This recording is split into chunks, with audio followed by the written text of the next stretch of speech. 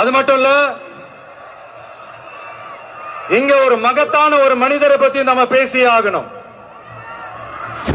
இந்த ஈரோடு மண் விவசாயத்துக்கும் பேர் போன மண். இங்க நடக்கிற அந்த விவசாயத்துக்கு மிக முக்கியமான ஒரு கவசமா இருக்கிறது என்ன தெரியுமா? காலிங்கராயன் அணை, காலிங்கராயன் கால்வாய். காலிங்கராயன் அணை கட்டினதுலயும் கால்வாய் வெட்டினதுலயும் உயிரான உணர்வு பூர்வமான நிறைய விஷயங்கள் இருக்குது. அப்படி அந்த ப்ராசஸ்ல அவர் அந்த அணை கட்டும் போதும் கால்வாய் வெட்டும் போதும் ரொம்ப சோர்வடைஞ்சிட்டாராம். அப்ப அவங்க அம்மா அதை பார்த்துட்டு சொன்னாங்களாம், மகனே காலிங்கா, தயிர் வித்த காசு தாழ்வாரம் வரைக்கும் இருக்குது, மோர் வித்த காசு முகடம் வரைக்கும் இருக்குது, அதை எடுத்துக்கிட்டு போய் அணைய கட்டியா கால்வாய வெட்டியான்னு சொல்லி தைரியம் கொடுத்தாங்களாம். பெத்த அம்மா கொடுக்கிற அந்த தைரியம் இருக்கு பாருங்க, அதை தாண்டி வேற எதுவுமே கிடையாதுங்க. ஒரு மனுஷனால எதையும் சாதிச்சு காட்ட முடியும். அப்படி ஒரு தைரியத்தை தான் இப்ப நீங்க, என்னுடைய அம்மா, அக்கா, தங்கைகள், நண்பா, நண்பிகள், தோழர்கள் எல்லாரும் எனக்கு கொடுத்திருக்கிறீங்க. அதே தைரியத்தை, அதே துணையா என் கூட நிக்கிறீங்க. இதை எப்படி நம்ம பிரிச்சு விடலாம்? இதை எப்படி நம்ம கெடுக்கலாம்? என்னெல்லாம் அவதூறுகள் நம்ம விஜய் மேல சொல்லி மக்களை நம்ப வைக்கலாம்? என்னெல்லாம் சூழ்ச்சிகள் நம்ம விஜய் மேல பண்ணி மக்களை நம்ப வைக்கலாம்? இப்படி சூழ்ச்சிகளை மட்டுமே நம்பி குழப்ப நடத்துற சில சூழ்ச்சிக்கார கூட்டங்கள் இதை தொடர்ந்து செஞ்சுக்கிட்டு தான் இருக்கு. ஆனா அவங்களுக்கு தெரியாது, இது இன்னைக்கு நேத்து வந்த உறவு இல்ல. கிட்டத்தட்ட 30-33 வருஷத்துக்கு மேல இருக்கிற உறவு. ஏன், நான் சினிமாக்கு வந்தப்ப எனக்கு வயசு 10, அப்பல இருந்தே இந்த உறவு ஸ்டார்ட் ஆகி போயிட்டு இருக்குன்னு அவங்களுக்கு தெரியாம போச்சு. அதனால என்ன பண்ணாலும், நீங்க என்ன ட்ரை பண்ணாலும், எல்லாத்தையும் விட்டுட்டு மக்களுக்காக வந்திருக்கிற இந்த விஜய மக்கள் ஒரு நாள் கைவிட மாட்டாங்க. மக்கள் கூடவே நிக்கிறாங்க, கூடவே நிப்பாங்கன்னு அவங்களுக்கு தெரியாம போச்சு. என்னப்பா நிப்பீங்கல்ல? உங்களை நம்பிதாப்பா வந்திருக்கிறேன். அதான் இந்த சத்தம் தாங்க வாழ்நாள் பூரா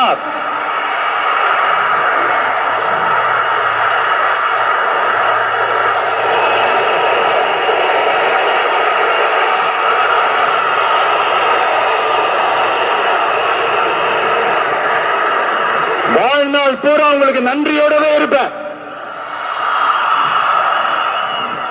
இப்போ நம்ம காலிங்கராயன் அவர்கள் அணையை கட்டுறதுக்காக பவானிக்கு போய் பார்க்கும்போது ஒரு இடத்துல ஒரு பாம்பு வந்து உட்கார்ந்துச்சான், படுத்துச்சான். அது படுத்த இடத்துலதான் அவர் அணையை கட்ட ஸ்டார்ட் பண்ணாராம்.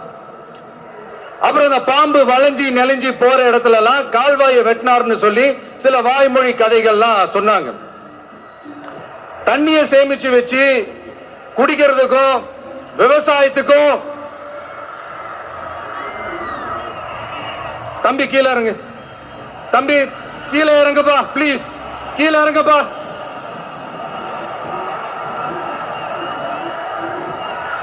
Okay, thank you thank you. கீழே இறங்குங்க,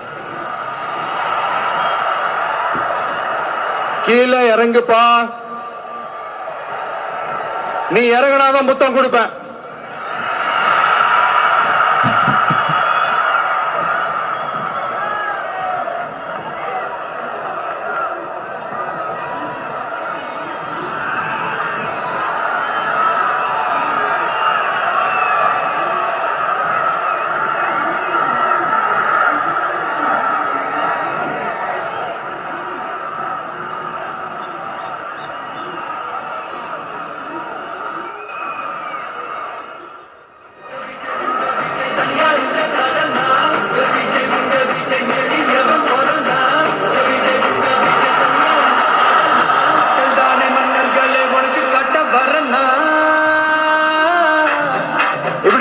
தண்ணியை சேமிச்சு வச்சு குடிக்கிறதுக்கும் விவசாயத்துக்கும் வழி வகுக்கிறது எவ்வளவு பெரிய ஒரு நல்ல விஷயம்.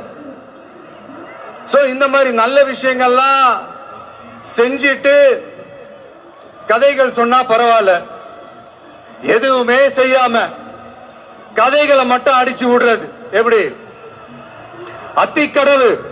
அத்திக்கடவு அவிநாசி திட்டத்தை இன்னும் விரிவுபடுத்தினா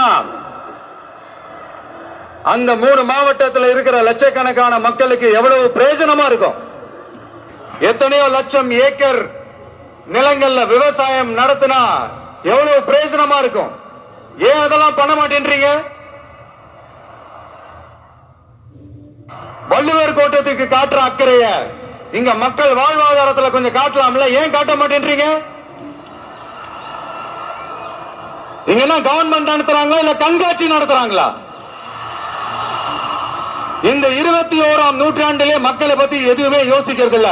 ஆனா அந்த காலத்திலேயே இது எல்லாத்தையும் பத்தி யோசிச்ச மக்களை பத்தி, குடிக்கிற தண்ணியை பத்தி, விவசாயத்தை பத்தி, அணை கட்டுறதை பத்தி, கால்வாய் வெட்டுறதை பத்தி, இதெல்லாம் எங்கிருந்து?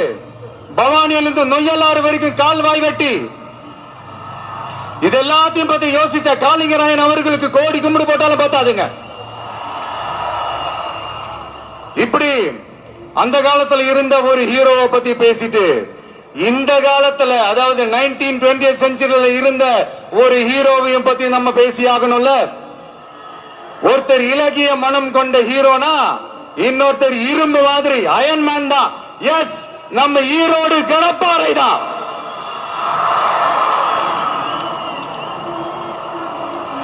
ஒட்டுமொத்த தமிழ்நாட்டையே திருப்பி போட்ட சீர்திருத்த நெம்புகோல். ஈரோடு மாவட்டத்தில் பிறந்த அவர்தான் இந்தியாவுக்கே இடஒதுக்கீடு சம்பந்தமான அரசியல் சட்டத்தை திருத்தறதுக்காக போராட்டம் நடத்தினவர் யாரு? நம்ம தந்தை பெரியாரு.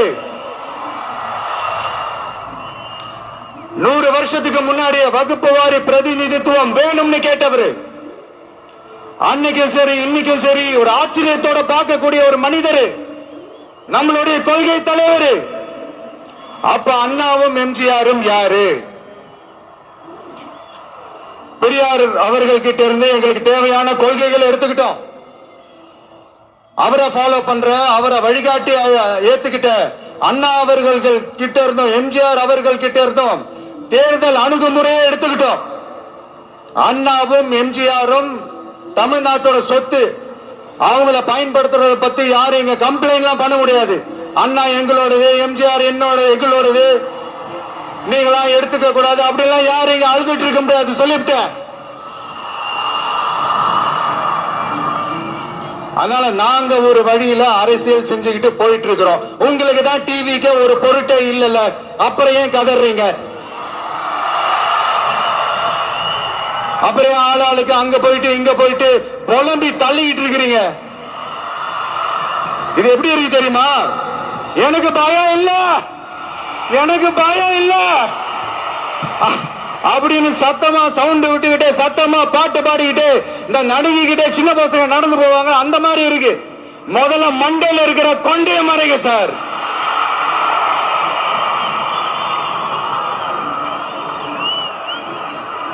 சும்மா மாறு வேஷத்துல மறு வச்சுக்கிட்டு மீடியா ஆளு, ரேடியோ ஆளுன்னு இவங்க ஆளுங்களை மாத்தி மாத்தி அனுப்பிக்கிட்டு, இதெல்லாம் என்ன மக்களுக்கு தெரியாதுன்னு நினைச்சிட்டு இருக்கீங்களா? மக்கள் எல்லாத்தையும் உன்னிப்பா கவனிச்சிட்டு இருக்காங்க. அதனாலதான் சொல்றேன், உங்களுக்கு நீங்க கொள்ளையடிச்சு வச்சிருக்கிற காசு தான் துணை. ஆனா எனக்கு என் மேல எல்லையில்லா பாசம் வச்சிருக்கிற இந்த மாசு தான் துணை.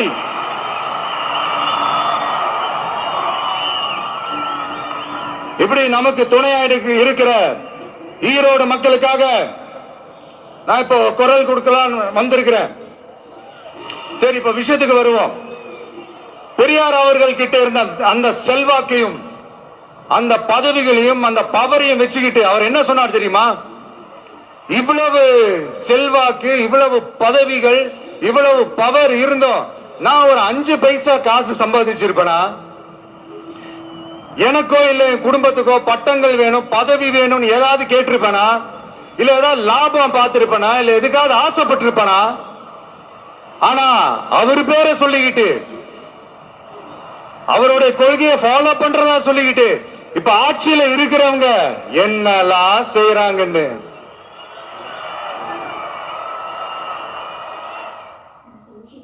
அதனாலதான் சொல்றோம், பெரியார் பேரை சொல்லிக்கிட்டு தயவு செஞ்சு கொள்ளையடிக்காதீங்கயா, தயவு செஞ்சு கொள்ளையடிக்காதீங்க. அவரு பேரை சொல்லிக்கிட்டு பெரியார் பேரை சொல்லி கொள்ளையடிக்கிற இவங்க தான் நம்மளுடைய அரசியல் எதிரி. மக்களை நீங்க சொல்லுங்க, நம்மளுடைய அரசியல் எதிரி யாரு? நம்மளுடைய கொள்கை எதிரி யாரு? ரிப்பீட், நம்மளுடைய அரசியல் எதிரி யாரு?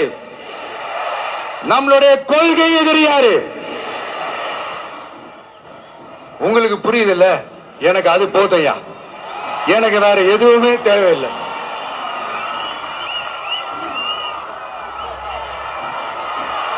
அதனாலதான்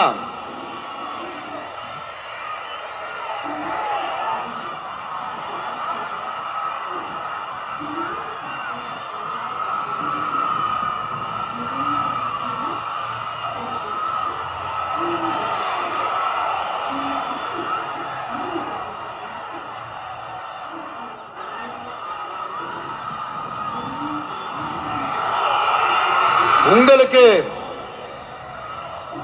நம்மளை பத்தி, நம்ம அரசியலோட, நீங்க எல்லாரும் என்னோட அரசியலோட கனெக்டடா இருக்கீங்கன்றது ரொம்ப தெளிவா தெரியுது. அதனால எனக்கு அது போதும். அதனாலதான் எதிரிகள் யாருன்னு சொல்லிட்டு களத்துக்கு வந்திருக்கிறோம். அதனால அவங்கள மட்டும் தான் எதிர்ப்போம். அதுவும் அந்த எதிரிகள் யாரு இப்போ இங்க 2026 சட்டமன்ற தேர்தலில் களத்துல இருக்கிறாங்களோ அவங்கள மட்டும் தான் எதிர்ப்போம். சும்மா களத்திலே இல்லாதவங்களையும், களத்துக்கும் அவங்களுக்கும் சம்பந்தமே இல்லாதவங்களையும் எதிர்க்கிற ஐடியாலாம் இல்ல பாஸ். நீங்க கேட்கிறீங்கன்றதுக்காக எல்லாம் எதிர்த்துட்டு இருக்க முடியாது பாஸ்.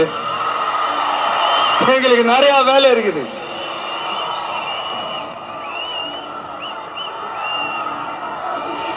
எத்தனை எத்தனை பொய்யான வாக்குறுதிகள். வந்த உடனே நீட்டை ரத்து செய்வோம், கல்வி கடனை ரத்து செய்வோம், கேஸ் சிலிண்டருக்கு மானியமா 100 ரூபாய் தருவோம், என்னெல்லாம் அடிச்சு விட்டுட்டு இன்னி வரைக்கும் கேட்கிறேன், இதெல்லாம் சொன்னாங்களே செஞ்சாங்களா? இவங்க எப்பவுமே இப்படிதான், சொல்றது ஒண்ணு செய்யறது ஒண்ணு. திமுகவும் பிரச்சனைகளும் ஃபெவிகால் போட்டு ஓட்டின ஃப்ரெண்ட்ஸ் மாதிரி ஒன்னில இருந்து ஒன்ன பிரிக்கவே முடியாது. இப்போ ஈரோடு பகுதியில் இருக்கிற பிரச்சனையை பத்தி பேசுவோம். பெரியார் பேரை மட்டும் சொல்லிக்கிட்டு எப்படி அவரோட கொள்கைகளுக்கு எதிராக செயல்படுறாங்களோ அப்படிதான் இந்த மஞ்சள் நகரத்தோட மஞ்சளுக்கும் ஒண்ணு பண்ணல, மஞ்சள் விவசாயிகளுக்கும் ஒண்ணு பண்ணல. ஆராய்ச்சி மையம், சிறப்பு மையம்னு கோடி கோடியா டெண்டர் விட்டாங்க, பேருக்கு கட்டிடத்தை கட்டினாங்க. ஆனா உலகமே போட்டி போட்டு வாங்குற மஞ்சளை மதிப்பு கூட்டி விற்பனை செய்ய,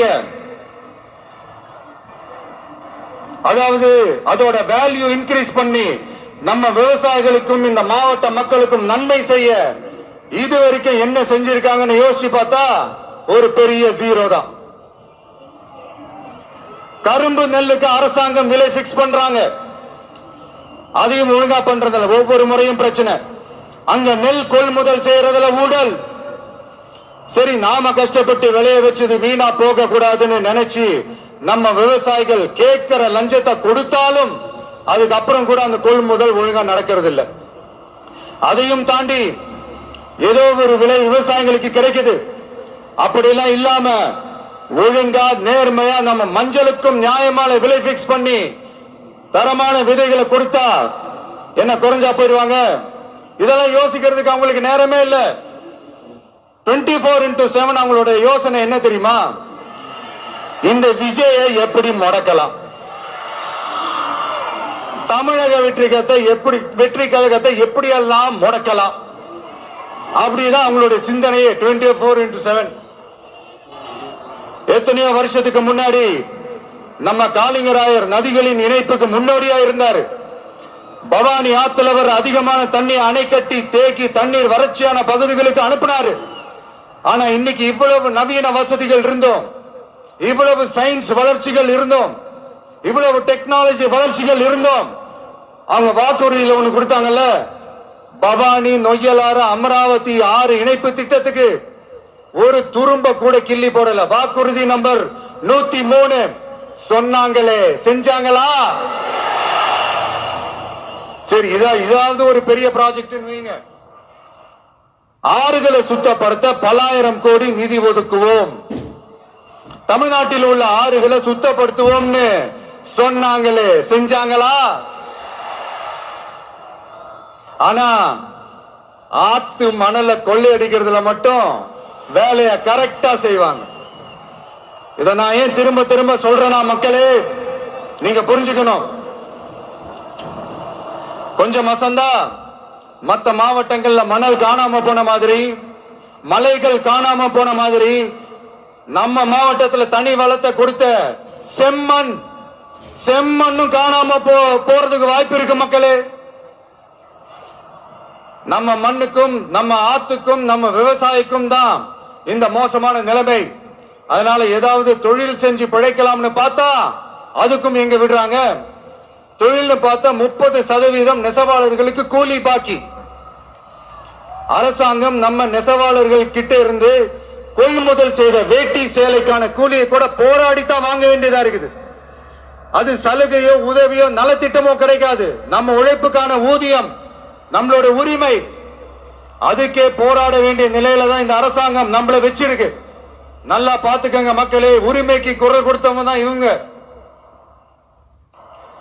சிறு குறு தொழில்கள் பீக் ஹவர்ஸ் சார்ஜ்னு கரண்ட்டுக்கு அநியாய விலை வச்சு அதையும் செய்ய விடாம நம்மள முடக்கிறாங்க. அந்த பீக் ஹவர்ஸ் சார்ஜ் கொள்ளையால எத்தனை வருஷமா எவ்வளவு பேர் பாதிக்கப்படுறோம், எவ்வளவு தொழில்கள் பாதிக்கப்படுது. நாமளும் கத்துறோம், போராடுறோம், கோரிக்கை வைக்கிறோம். எதையாவது இவங்க கண்டுக்கிறாங்களா? கொஞ்சம் யோசிங்க. ஏன் கண்டுக்க மாட்டேன்றாங்கன்னு கொஞ்சம் யோசிங்க. அப்பதாங்க பிரைவேட்ல அதிக விலைக்கு கரண்ட் வாங்க முடியும், அதுக்கு டெண்டர் விட முடியும். அப்படி டெண்டர் விட்ட மேட்டர்ல எல்லாம் என்ன நடக்கும்னு உங்களுக்கும் தெரியும், எனக்கும் தெரியும், நம்ம எல்லாருக்குமே தெரியும். இந்த மாதிரி ஈரோடுல மட்டும் இல்ல, எந்த மாவட்டத்துக்கு போனாலும் பிரச்சனைகள் மேல பிரச்சனைகள் தான்.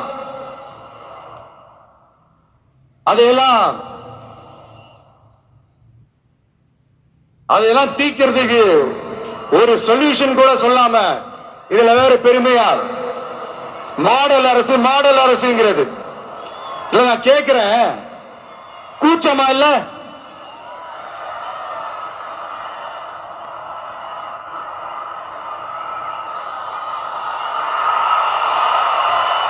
இதெல்லாம் கேட்டா அப்படியே நம்ம பக்கம் யூட்டர்ன் அடிச்சு வந்துருவாங்க. விஜய் என்ன அரசியல பேச மாட்டேன்றாரு, விஜய் என்ன சினிமா டயலாக் மாதிரி பேசுறாரு, விஜய் என்ன பஞ்ச் டயலாக் பேசுறாரு, விஜய் என்ன 10 நிமிஷம் தான் பேசுறாரு, 9 நிமிஷம் தான் பேசுறாரு. நான் எத்தனை நிமிஷம் பேசுனா உங்களுக்கு என்ன சார்? நான் எப்படி பேசுனா உங்களுக்கு என்ன சார்? உள்ள விஷயம் என்னன்னு பாருங்க சார். ஒவ்வொரு மாவட்டத்துக்கும் போய் மக்கள் ஃபேஸ் பண்ற பிரச்சனைகளை எடுத்து பேசிட்டு இருக்கிற பின்ன அது அரசியல் இல்லாம வேற எதுதான் அரசியல்? உங்களை மாதிரி தனிப்பட்ட முறையில தரக்குறைவா அசிங்கமா பேசுறதுதான் அரசியல்னா அந்த அரசியல் நமக்கு வராதுன்னா நல்லாவே வரும். உங்களை விட எனக்கு அது நல்லாவே வரும். வேணான்னு விட்டு வச்சிருக்கிறோம். அப்புறம் உங்களுக்கு நமக்கு என்ன வித்தியாசம்? காஞ்சிபுரத்தில் நாம பேசும்போது இந்த மாதிரி உங்களால் அமைக்கப்பட போற ஆட்சியில நம்ம ஆட்சிக்கு வந்த உடனே என்னெல்லாம் செய்ய போறோம்ன்றது சிலது சொன்னோம். அதையெல்லாம் தப்பா புரிஞ்சுக்கிட்டு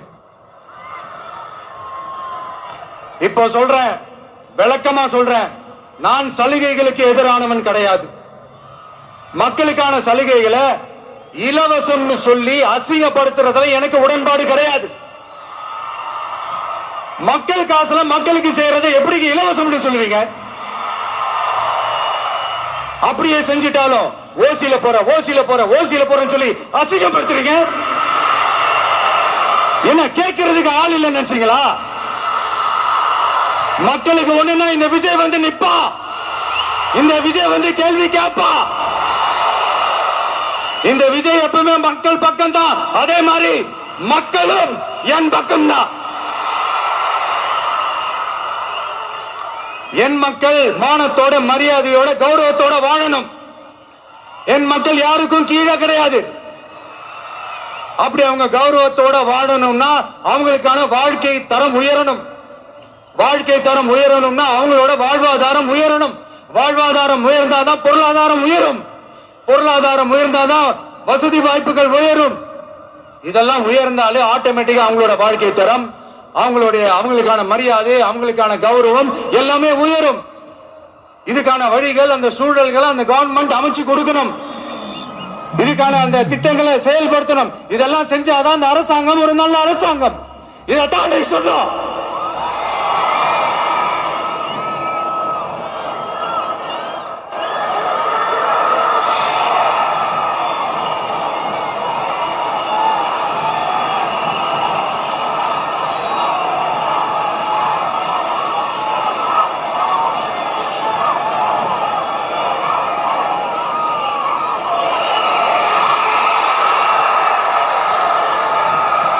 இதைத்தான் இன்னைக்கு சொன்னோம். உடனே சொன்னா மட்டும் போதுமா? எப்படி செயல்படுத்துவீங்க? நாங்க என்ன வாயிலேயே வடை சுடுறதுக்கு டிஎம்கேவா, டிவிகேவா?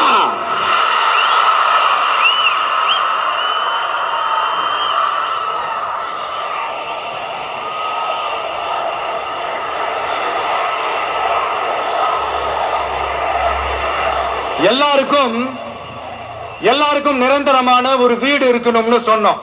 உடனே எங்க ஆட்சியிலே நாங்க எல்லாரும் வீடு கட்டி கொடுத்துட்டோமே அப்படிங்கிறது இல்ல. நான் கேட்கிறேன், இங்க உங்களை தான் கேட்கிறேன், இங்க வாடகைக்கு இருக்கிறவங்களே இங்க யாரும் இல்லையா? எல்லாருக்கும் சொந்தமா வீடு கட்டி கொடுத்துட்டாங்களா? அடுத்து வீட்டில் இருக்கிற ஒவ்வொருத்தரும் மினிமம் டிகிரி படிச்சிருக்கணும் அப்படின்னு சொன்னோம். உடனே எங்க ஆட்சியிலே எல்லாரும் டிகிரி படிச்சு முடிச்சிட்டாங்களே அப்படிங்கிற மாதிரி சொல்றது அது உண்மைனா? ஸ்கூல் லெவல்லயே டிராப் அவுட்ஸ் அதிகமானது யாரோட ஆட்சியிலங்க?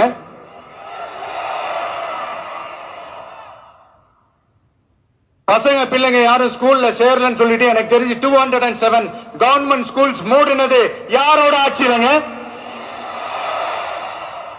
இதுல கல்வியில் சிறந்த தமிழ்நாடுன்னு டிராமா வேற. அடுத்து குடும்பத்துல ஒருத்தருக்கு நிரந்தரமான வருமானம் வரணும், வேலை வாய்ப்பு கிடைக்கணும் அப்படின்னா நாங்க கொடுக்காத வருமானமா, நாங்க கொடுக்காத வேலையா அப்படிங்கிறது. எத்தனையோ லட்சம் காலி பணியிடங்கள் நிரப்புவோம்னு வாக்குறுதி கொடுத்துட்டு ஆட்சிக்கு வந்தீங்கல்ல, எத்தனை லட்சம் காலி பணியிடங்களை நிரப்புனீங்க? அட்லீஸ்ட் 1 லட்சம் காலி பணியிடங்களாவது நிரப்புனீங்களா? இதெல்லாம் சொல்லிட்டு மக்களை ஏமாத்துறது யாரோட ஆட்சியிலங்க? அடுத்து ரொம்ப முக்கியமா, பெண்களுக்கு பாதுகாப்பு இல்ல, சட்டம் ஒழுங்கு சரியா இல்லைன்னு சொன்னா தமிழ்நாட்டில் பெண்கள் பாதுகாப்பு தான் அதிகமா இருக்குதான். நீங்க சொல்லுங்க மக்களே, பெண்கள் பாதுகாப்பு இருக்கு, சட்டம் ஒழுங்கு சரியா இருக்கு? அவங்க சொல்றது உண்மையா? அவங்க சொல்றதை நீங்க ஏத்துக்கிறீங்களா? சத்தமா கேக்குதா சார்? இதுதான் ரியாலிட்டி, இதுதான் நிஜம்.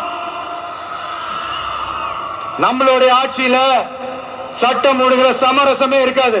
அதனாலதான் இவ்வளவு ஸ்ட்ராங்கா சொல்றோம், தைரியமா இருக்க மக்களே. இந்த மாதிரி விஷயங்கள்லாம் நம்ம மக்கள் கிட்ட எடுத்து சொன்னா உடனே இந்த இது எடுத்துட்டு வந்துருவாங்க.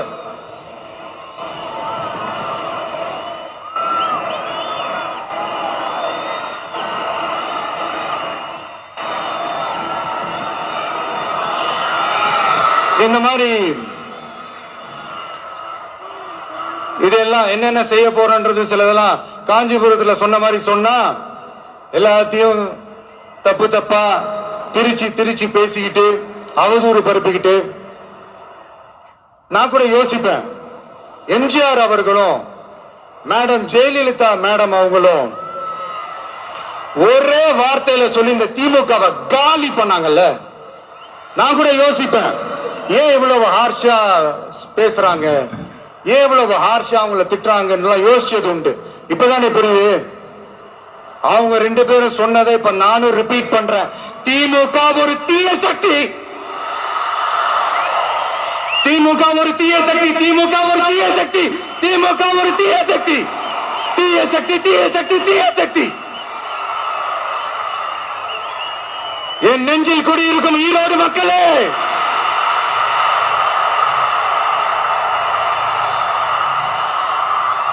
டிவிகே ஒரு தூய சக்தி. எப்படி? டிவிகே ஒரு தூய சக்தி.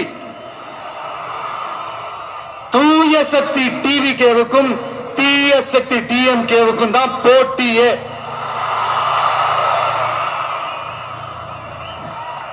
என்ன முடக்கலாம்னு நினைக்கிறீங்க, ஆனா இந்த சத்தத்தை ஒரு நாள் உங்களால முடக்க முடியாது. மக்கள் விரோத திமுக அரசை வீழ்த்த மக்கள் சக்தியான நம்மளால மட்டும்தான் முடியும். அண்ணன் செங்கோட்டையன் அண்ணன் அவர்கள் நம்ம கூட வந்து சேர்ந்தது நமக்கு ஒரு மிகப்பெரிய ஒரு பலம். அந்த மாதிரி செங்கோட்டையன் அண்ணன் அவர்கள் மாதிரி இன்னும் நிறைய பேர் வந்து சேர இருக்கிறாங்க. அவங்க எல்லாருக்குமே அந்த உரிய அங்கீகாரத்தை கொடுப்போம்.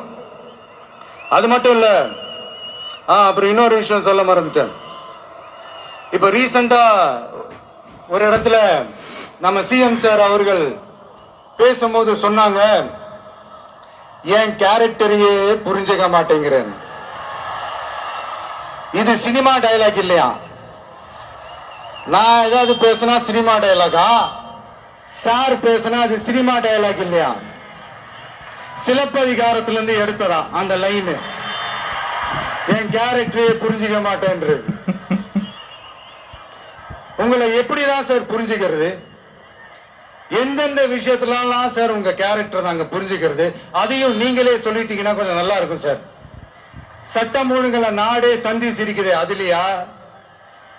பெண்கள் பாதுகாப்புல நாடே சந்தி சிரிக்குது, அதுலயா? பொய் வாக்குறுதிகளா கொடுத்து ஏமாத்தி ஆட்சிக்கு வந்தீங்களே, அதுலயா? எதுலதான் சார் உங்க கேரக்டர் நாங்க புரிஞ்சுக்கிறது? ஆனா ஒண்ணு, தமிழ்நாட்டுல ஆட்சி செய்யற நீங்களும் சரி, ஒன்றியத்துல ஆட்சி செய்யறவங்களும் சரி, நீங்க ரெண்டு பேரும் முதல்ல என்னோட கேரக்டரை புரிஞ்சுக்கணும் சார். என்னோட கேரக்டர்னு சொன்னது நம்ம மக்களோட கேரக்டர். 2026 சட்டமன்ற தேர்தலோட அந்த கேரக்டரே கொஞ்சம் வேற மாதிரி சார். அத கொஞ்சம் தயவு செஞ்சு நீங்க புரிஞ்சுக்கணும் சார்.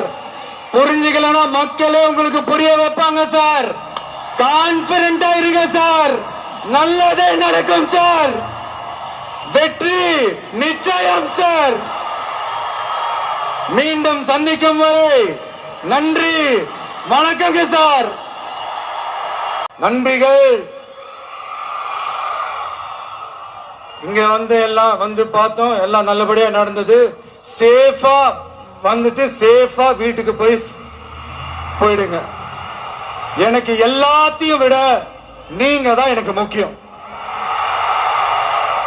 தயவு செஞ்சு சேஃப்டியா போயிட்டு வாங்க. ஒரு ஈரோடு செல்ஃபி ஒன்று எடுப்போமா?